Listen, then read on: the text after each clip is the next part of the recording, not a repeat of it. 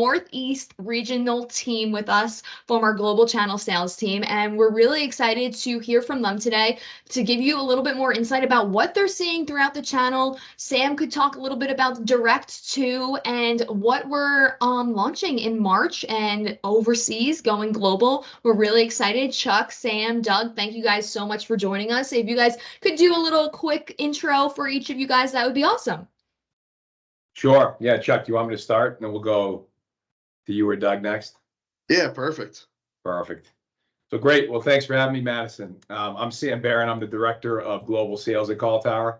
I've been with the company for about 9 years and change, been in the UCaaS space since then, really focusing on replacing, customers' existing phone systems with either a Cisco-based phone system, Microsoft Teams, or we're also providing voice services in a Zoom. So we're going to be talking about kind of the various platforms today. Super excited to be here.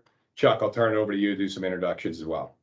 Yeah, Chuck Phaneuf here, Channel Director for the Northeast, been with CallTower about 4 years. In that time, we've seen a massive change from what the average customer understands about cloud, phone systems, and what they're looking for in their new system. So it's been a really exciting 4 years for us here at CallTower.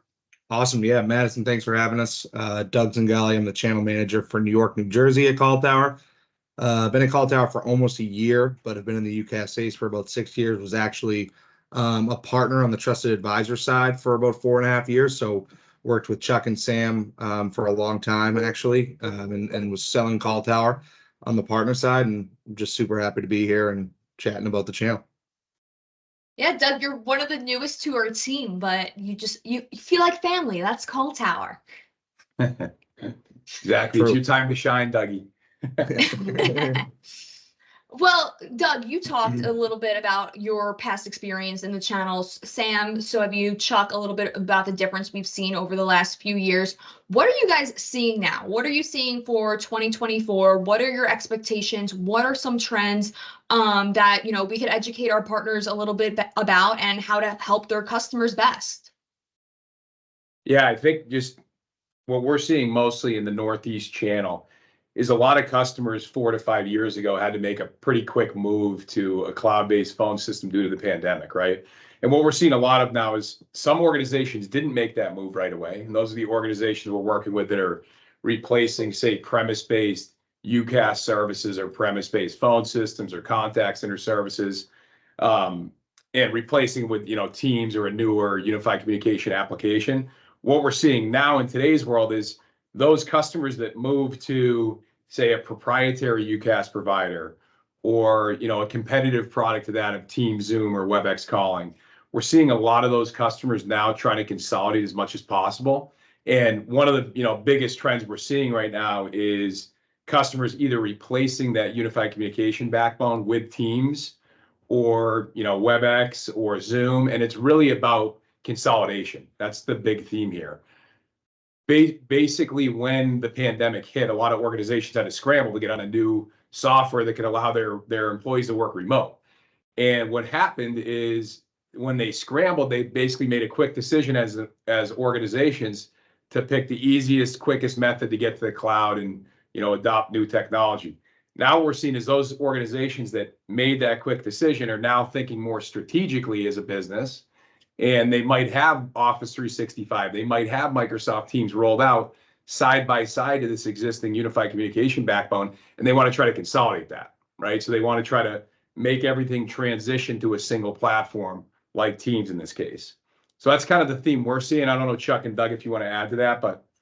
Yeah, Sam, just to keep building on that, like where you first started, right? A lot of companies, they made a decision because they had to, because of the environment or what was going on with their, telco and stack there. But a lot of organizations have now kind of pumped the brakes and decided, let's really dig into this. Let's put customer experience. Let's make sure the call flow features we want are there, more than just we need to get to the cloud because our people need to work remote. There's a lot more going into those decisions now. Yeah, it's a good point. I think they're also more comfortable now with the fact that they've already had to transition to the cloud for this, new working from home type environment, that they're going to be trusting in other applications now, a little bit more advanced than just phone system capabilities. Like you mentioned, customer experience, contact center as a service, right? Even some AI capabilities that we're starting to see a little bit more, traction on, a little bit more, education on it, also customers kind of wanting to see what that experience looks like. Copilot being a perfect example, right? CallTower just started rolling out Copilot as an organization. We're using it internally at CallTower for productivity enhancements. When we're on meetings like this or meetings with a customer, when we have Copilot on, it can take notes for us, set action items, things like that, right? So organizations, to Chuck's point, are more comfortable now with cloud-based applications. They're more trusting of them. So it's a big theme and that we're seeing kind of in the industry today. Yeah, I mean, I think it's especially coming from the partner side, so seeing that evolution, right? At the end of the day, we're here to educate our partners so they can properly educate their customers. And I don't think there's ever been a technology shift that's happened so quickly within sort of one vertical, right? Like, VoIP has been around for a while, but I think the direct routing and Operator Connect change happened so quickly, and then because of the pandemic, like Sam said, it went up x-fold, right? Because there were so many decisions that had to be made, and companies got really used to working on teams, even for organizations that maybe didn't think that they would ever actually use teams in a day-to-day environment, right? And so it just makes a lot more sense for them to go that route, right? And some of the other products that we also sell as well, whether it be Cisco or Zoom. And I just don't think there's ever been such a quick amount of change within, one sort of technology space, right? And I think, what's happened is very rapid, and partners have to stay on top of that. And we're trying to educate as many partners that we can about what we're doing in the space currently, and how that can, positively affect their customers, bottom line for years to come. And Doug, you touched on it. We don't only offer team solutions, we do Zoom, WebEx by Cisco. Sam, you talked about AI. We know that when you guys are meeting with partners and the end customer, we're talking about all the differences, seeing what is the best for what they need and what they want, the organization, the vertical. Do you think now, with AI being such a buzzword and coming into all of our new solutions, we just started taking consultations for Microsoft Copilot. We did that. WebEx has their AI. They're making some changes. Zoom as well. We saw that at our SKO. Zoom has so many different integrations that we could do with their AI. Do you think end customers are going to start choosing their solutions based off AI and cost that's associated with it? Yeah, it's a great question, Madison. I would say it's a tough question to answer right this second, because it is kind of like the new front-running theme that all customers are looking at, right? So our customer is going to base their decisions off of AI capabilities for sure, right? But I also think that a lot of the AI technology out there, and I know a lot of the providers that we sell and support are going to probably think this isn't the right way to think about AI, but in the sense of like a buying scenario for a customer, I think a lot of the AI technology out there is very similar. I think what we have to look at more specifically is, when the customer is looking at AI, we have to understand how this would help increase productivity and help the organization run successfully, versus how many bells and whistles do each of these products have for AI. Because at the end of the day, AI can do a lot. AI can do more than I know about. AI can do more than really anyone knows about, right? But the benefits that we look at, especially internally at CallTower, like what we talked about earlier today, AI is going to help us with being more organized on meetings. It's going to help us note take. It's going to help us, with scheduling and Outlook. It's going to help us with RFPs, that we do extensive RFPs with customers, and having to, answer hundreds of questions on these RFPs and documents, and allow us to do that more seamlessly and quickly. So there's various things that organizations do on an everyday basis that help them operate, and AI is going to help increase that, be more productive for the customer, so they're not wasting time on stuff that AI can do for them. So I think, yes, it's going to be a big buying decision, right? It's going to, or customers are going to really look at AI as, a platform that they're going to use to make a decision. But I think it's really just about diving into how this is going to help the organization more. Yeah, I think as the workforce gets younger too, right? More and more people are using AI for whatever it may be, just, normal things that they have to do. I have a friend who's getting married. He said he came up with this whole wedding design using ChatGPT, right? Like literally, here's what we Geez, want I for wish I did flowers. that. And so I think as the workforce continues to get younger, you're going to see a lot more organizations, and you already see that, caring a little bit about, what their user wants from a, proficiency standpoint when it comes to their day-to-day operations. And so, maybe not right this second, but maybe as, AI develops more and, organizations are prepared for that, you're going to see a lot more companies making that conscious decision to move forward with whichever AI they think is, more beneficial to them, like Sam had mentioned. I think there's going to be tons of organizations that, dive into AI and are very successful with it. There's going to be some that are going to be behind the ball, just like with any technology.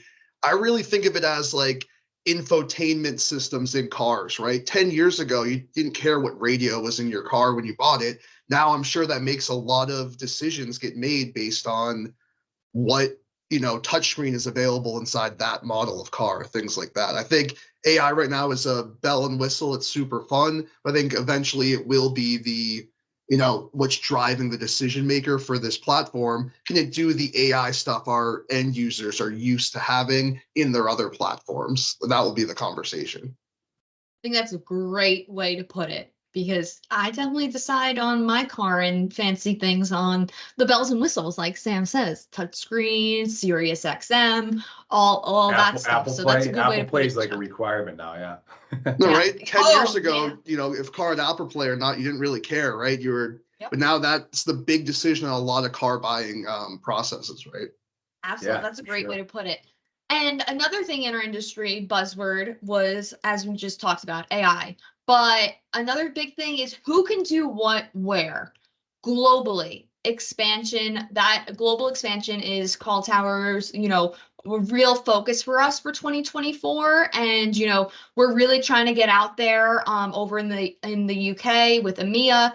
Can you guys discuss a little bit about how we rank and our capabilities for our Operator Connect in the UK? Yeah, for sure. So in an Operator Connect space, for those who aren't familiar with it, there's a bunch of different providers in the Microsoft portfolio that can provide dial tone in the team. So Operator Connect was created to allow organizations to leverage Microsoft Teams as their phone system, but pick your own provider. So in this case, CallTower would be the provider. And basically what we're doing at CallTower is we're working with Microsoft to stand up our international infrastructure directly in their Operator Connect portfolio. Right now, in Q1 of this year, we've already implemented EMEA. So we have the UK right now in Operator Connect, and we're going to have 17 different countries in EMEA in the next couple of weeks here. So that's a big push for CallTower, because the reason why Microsoft created Teams is to allow organizations to adopt phone system capabilities. And the reason why they created Operator Connect is to allow carriers in those geographic regions to provide dial tone locally into Teams for those companies that have locations in multiple countries, right? So why that's such a big push for CallTower is because we want to be able to be that centralized provider, so organizations don't have to manage multiple carriers depending on where they're located, which is super important, because if I'm an IT director or CTO or anyone in the technology space managing this company's technology infrastructure, I want to be able to work with a provider that can hit on a majority of our capabilities, integrate with Teams and or an application we're already using, as well as provide local service in those countries. The old school approach used to be, if we have hundreds of locations or 100 locations and 20 in EMEA, 20 in the US, 20 in APAC, wherever it might be, the alternative approach, years back was, let's find providers that work well in those countries. Now the approach is looking that, the theme in today's world is, let's find a provider that can provide voice services in a majority of the countries that we're in. So then that way it consolidates a few things. It consolidates billing, consolidates where you're getting the support from, and it consolidates your administrative and management experience from an IT perspective. So you're not reaching out to multiple providers depending on where you're at geographically.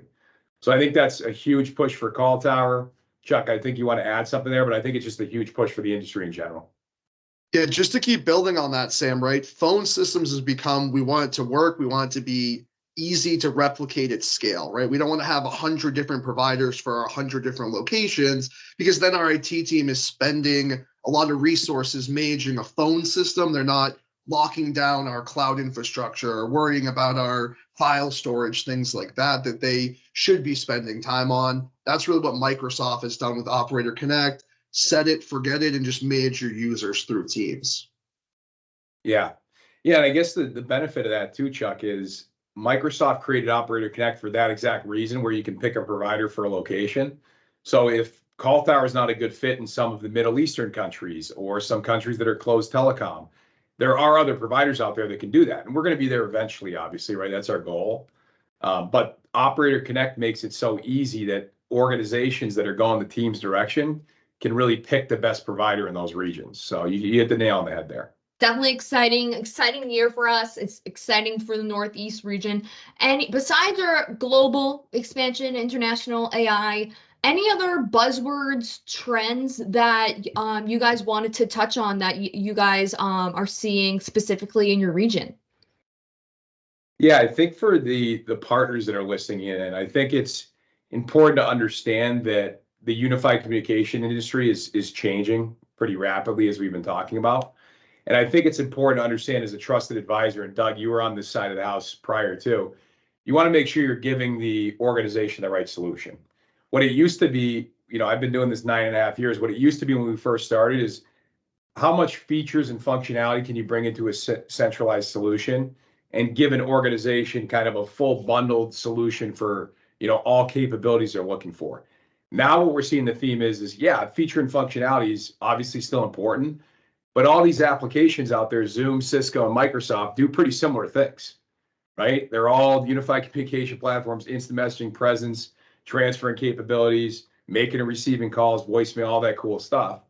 What we're seeing now, though, is organizations want to simplify. They want the application to be kind of the front-facing decision that they're going to be making as an organization. And then maybe if there's certain lacks in capabilities or differences in applications, then they can take that to their end users and train them on how to do these other things with this application, right? So I think what the point I'm trying to make is, the theme here for our partners out there is really ask about the organization, how they're operating today, what applications they're using internally, how they want to make the most out of the applications that they're currently using internally, and figure out how to integrate all that into a single pane of glass, so it's easier for the IT team to manage, and moving forward, it's a lot less overhead for that IT team to take care of and manage, basically. The other trend I've seen a lot of is customer experience, right? And oftentimes there was the telco manager, and then there was the customer experience manager who maybe weren't communicating internally at the customer. We're now seeing that a lot of these UCaaS projects are starting to overflow into the contact center side, contact center experience, that front door of the business. We're asking a lot of our customers, what do you want your customer to experience when they call your main number? So we're really trying to kind of focus. It's more than just UCaaS. It's also that contact center experience. So we're asking the partners, hey, you got to kind of push that telco director. Is there any other phone system initiatives going on? Is there any contact center initiatives going on? Thinking outside of just the usage and the call paths, what else is incorporated with the phone system? Yeah. Yeah, because back in the day, Chuck, that's a good point. Back in the day, a lot of these UCaaS providers didn't provide contact center capabilities. So now that technology is a little bit more accessible, and these contact center providers are able to integrate with various applications out there like WebEx calling, Teams, and Zoom, that's a good point to bring up, where as a trusted advisor, as a partner, or even talking directly to the customer, you want to make sure they understand that they can consolidate all those different feature sets to a single provider.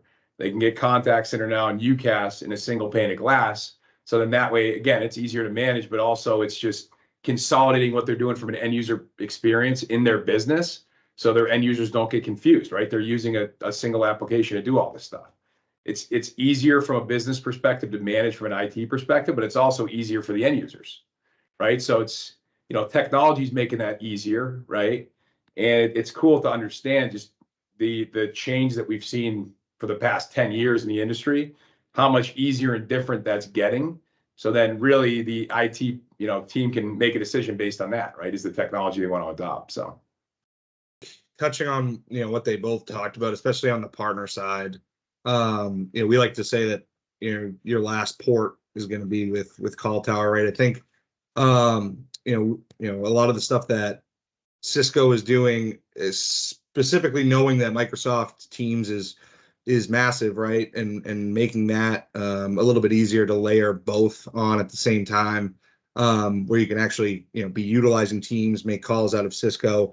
I think it's important for the partner community to have that and just know that they can come to a single pane of glass like a CallTower, that we're going to be able to handle a customer that maybe has, a flavor of each of the different applications that we talked about.